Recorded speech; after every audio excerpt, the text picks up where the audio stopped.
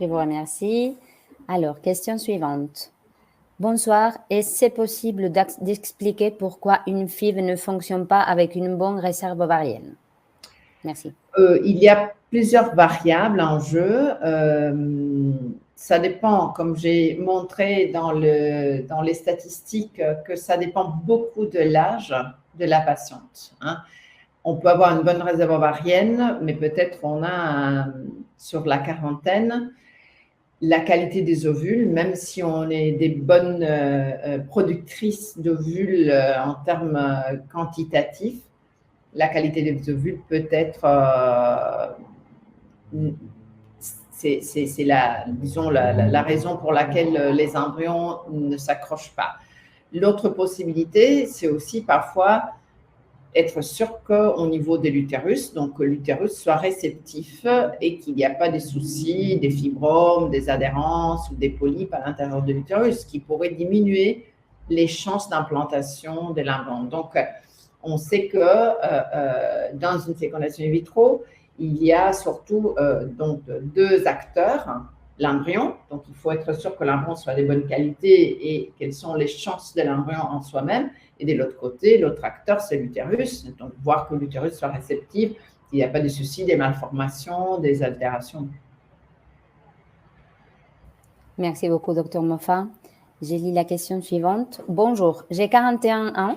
J'ai fait une première FIV et il y a un an en France. J'ai obtenu 2 embryons qu'on m'a implantés à jour 3, mais ça n'a pas abouti. J'ai une réserve ovarienne et des analyses correctes. Que me conseillez-vous, car j'aimerais retenter avec mes ovocytes? Pardon. Merci. C'est clair qu'un peu comme je disais avant, l'âge, c'est un peu le facteur déterminant sur la probabilité de réussite d'une FIV.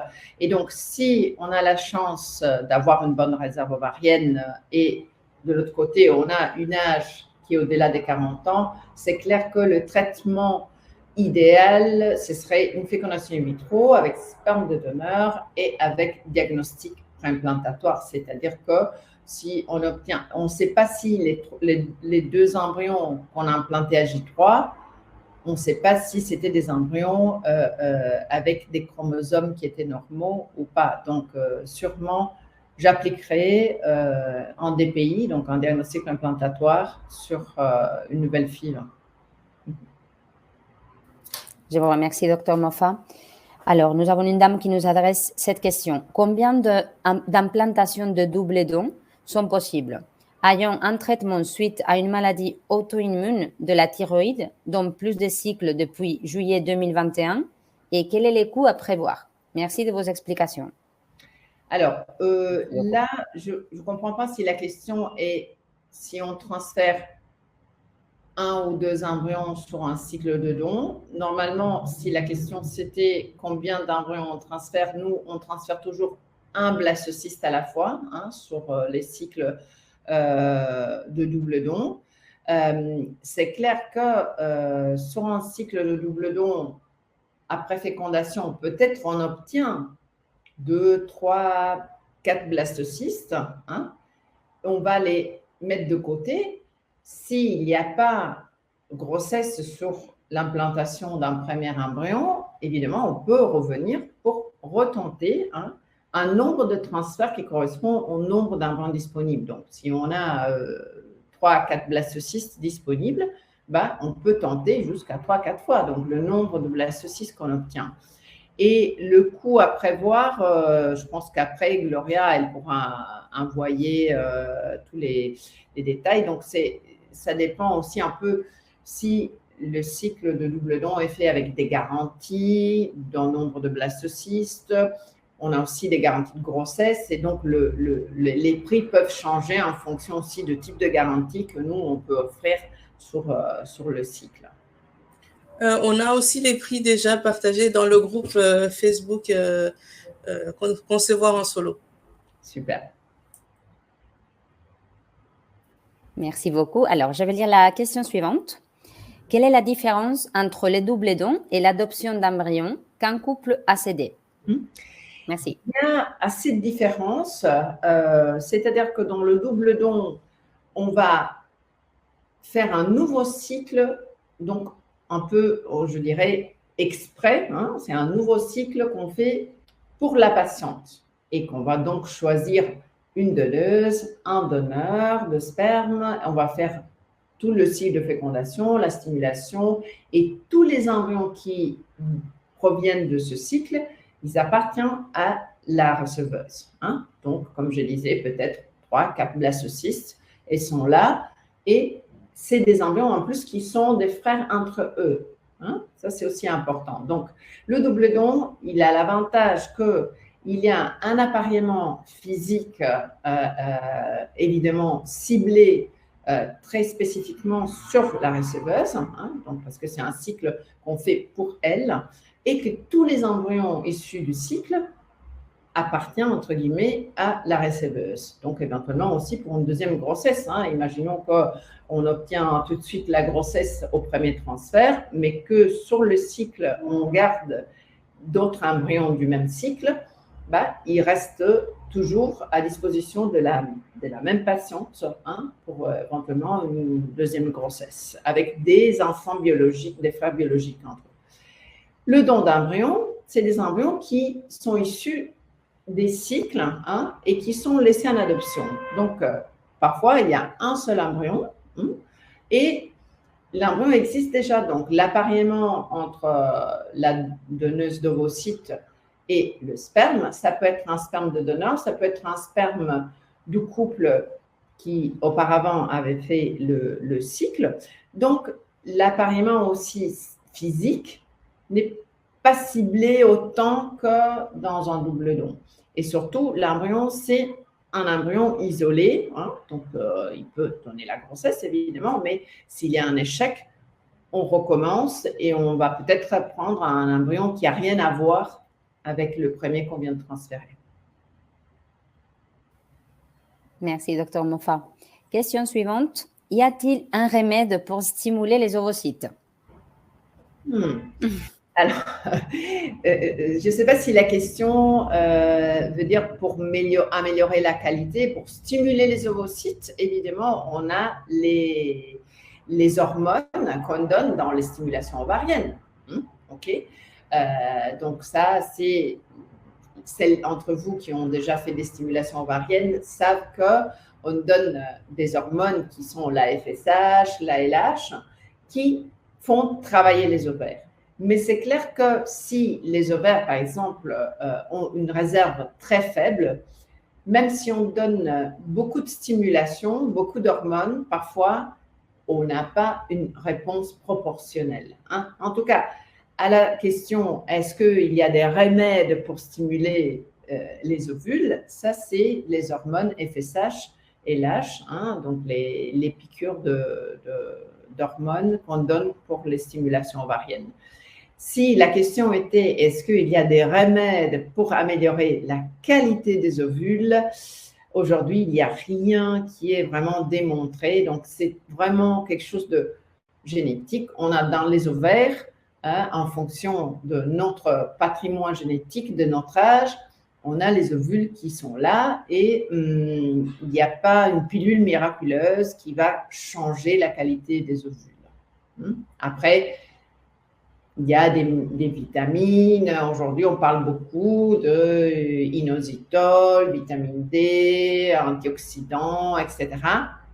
Oui, mais ça n'existe pas la pilule miraculeuse qui améliore du coup la qualité des ovules. Je vous remercie, Dr Mofa. Alors, question suivante. Bonjour, docteur. J'ai 39 ans. Je viens de découvrir que j'ai 5 fibromes de type 2 à 5. En quoi ça gêne pour le parcours PMA? Merci.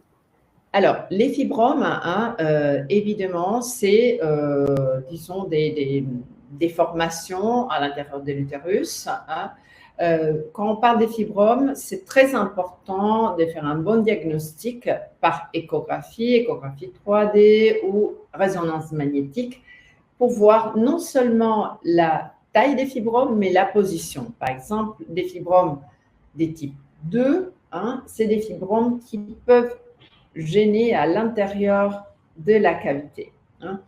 C'est plus important la position d'un fibrome que la taille. Donc, un fibrome de grosse taille qui est sur la partie plus externe de l'utérus, on ne le touche pas. Ça ne gêne pas, même s'il est gros.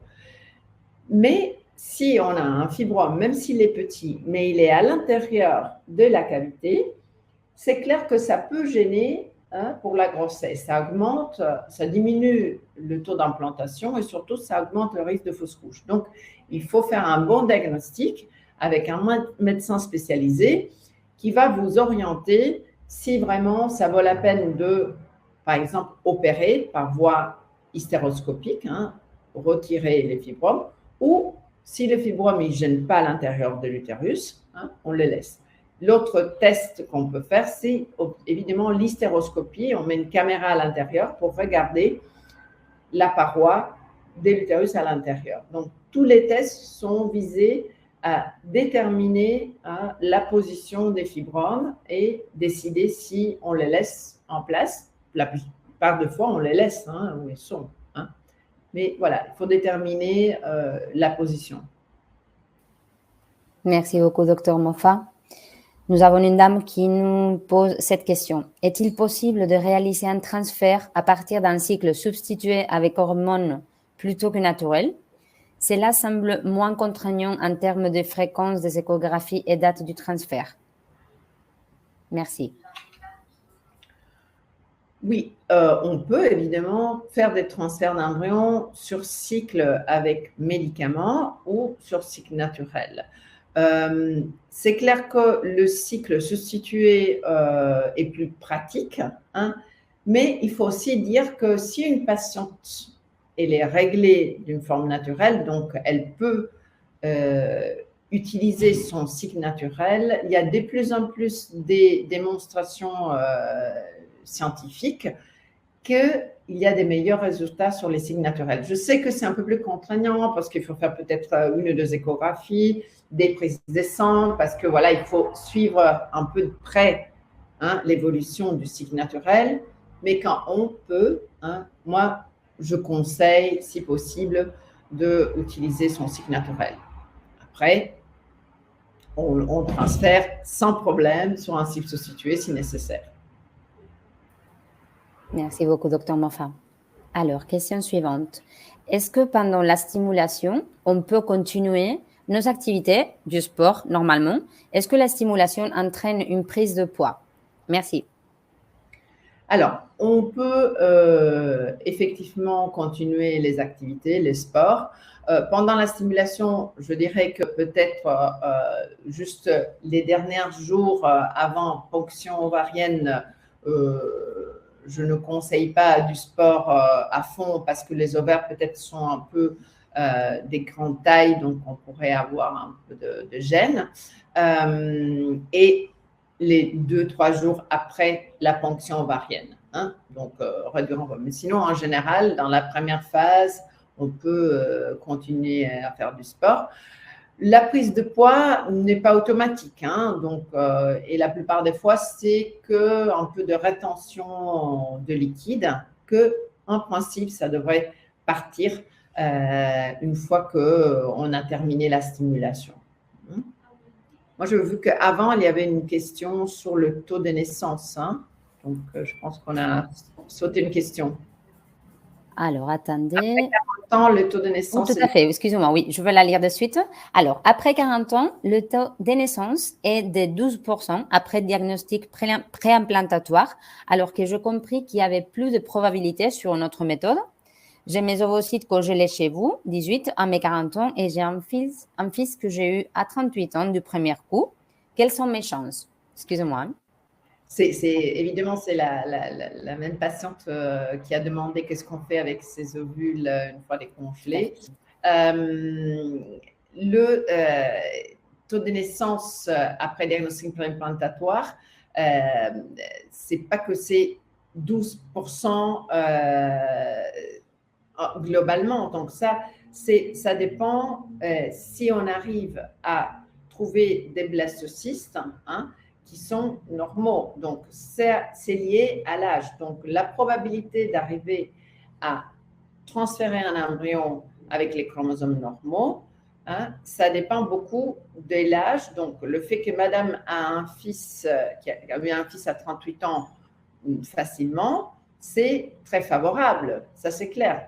Mais les ovocytes congelés à 40, on sait déjà que, en plus, elle en a beaucoup, elle en a 18, on sait que statistiquement, une partie des ovules qui sont congelés, hein, ils ont probablement des soucis des chromosomes. C'est pour ça qu'appliquer le diagnostic implantatoire peut en réalité nous aider à sélectionner les bons embryons. Si on trouve l'embryon qui est bon avec DPI, le taux d'accouchement est beaucoup plus élevé. Si on regarde les statistiques avec DPI après les 40 ans, avec un embryon normal, hein, on arrive à avoir des très bons taux d'accouchement. Merci beaucoup, Dr Moffat. Voilà, donc la suivante question, c'est recommandez-vous un DPI pour un accueil adoption d'embryons?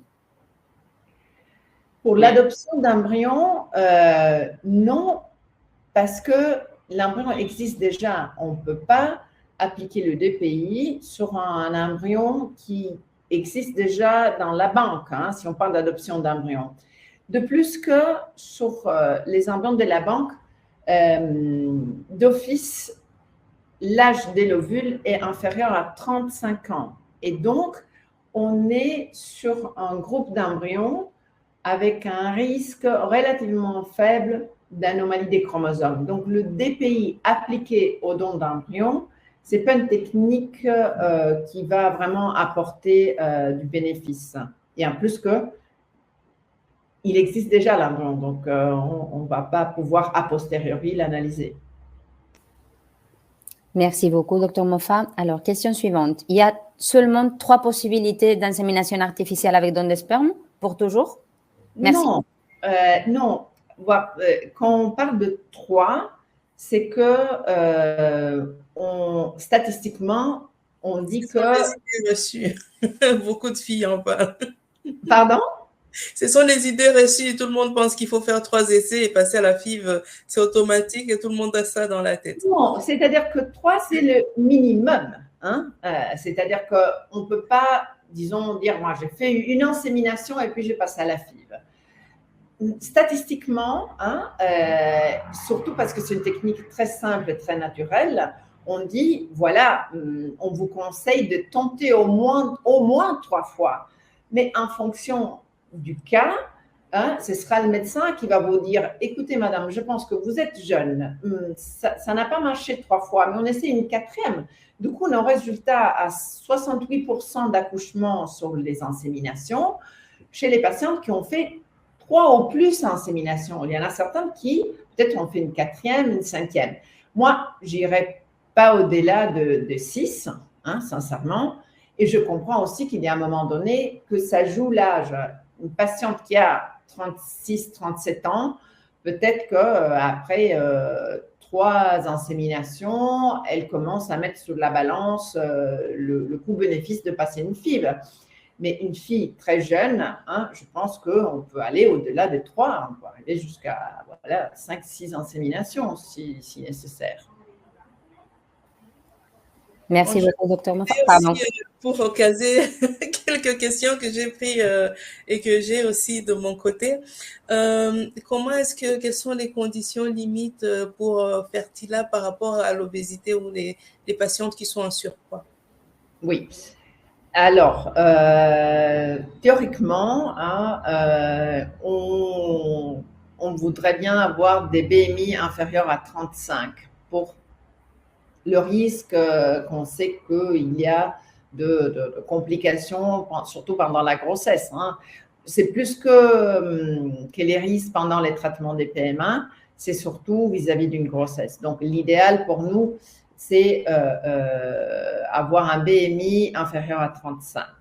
C'est clair que dans le tranche 35-40, on va travailler avec la patiente, essayer d'arriver à un poids et à voir si, à part l'obésité, il y a d'autres facteurs de risque associés. Donc, si on a un BMI à 40 et on a 47 ans et on a une hypertension et une diabète, sincèrement, il y a des facteurs qui sont trop dangereux pour pouvoir démarrer une grossesse, hein, encore plus que la PMA en soi-même, c'est pas là le problème.